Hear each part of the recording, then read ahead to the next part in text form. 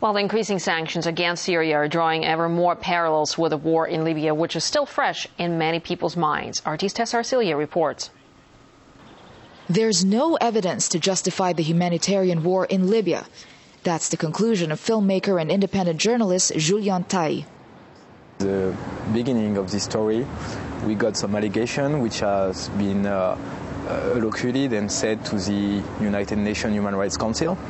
And those allegations have never been verified or checked.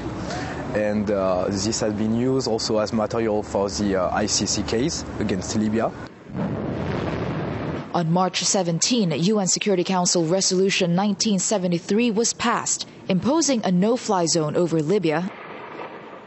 Accusations were that Gaddafi bombed his own people from air and land, used foreign mercenaries, ordered the use of rape as a weapon, and killed by the thousands.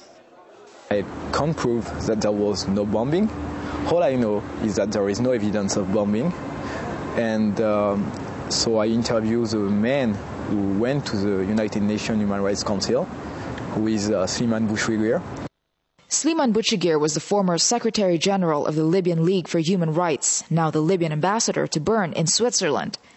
On February 25, he went to the UN Human Rights Council to present his organization's allegations of crimes against Gaddafi's government. In that session, a decision was taken to freeze Libya's membership in the council. He underlined the number of deaths, 6,000, including 3,000 in Tripoli alone. When Julien asked Bouchouguir how these claims can be verified, he pointed to the former rebels, now Libya's government, as his source. I got that information from the Libyan Prime Minister, but Mr. Mahmoud of the Warfala tribe, who's on the other side of the National Transitional Council, was the one who gave me these numbers. Yet there are still those who defend the Libyan intervention, like this former French intelligence officer. We have clearly in this case a fog of war. It is very likely that some crimes attributed to Gaddafi in this conflict were false or exaggerated. But we had all the record of Gaddafi for 40 years. And Gaddafi was a terrorist, was a criminal. On June 27, International Criminal Court prosecutor Luis Ocampo Moreno's request for arrest warrants for Muammar Gaddafi, Saif al-Islam, and Gaddafi's intelligence chief was granted. Of course, we are prosecutors and judges, so we rely on facts. So we prove the crimes. That's what we did. Julien went through the pages of the arrest warrant application, most of which were redacted. But among the pages open to the public were a list of articles to support the case, one of which was Bouchouguir's February 25th speech, the one based on information Bouchouguir himself said he got from the NTC, with no evidence or documents to back the staggering numbers.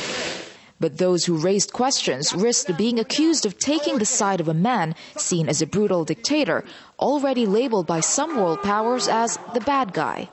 I think that is absurd. If you are against declaring war on a country, it's not because you like the government. So I'm sorry, it's up to the ones who make the accusation to come up with the proof, unless we're just reversing the whole process of civilization and law.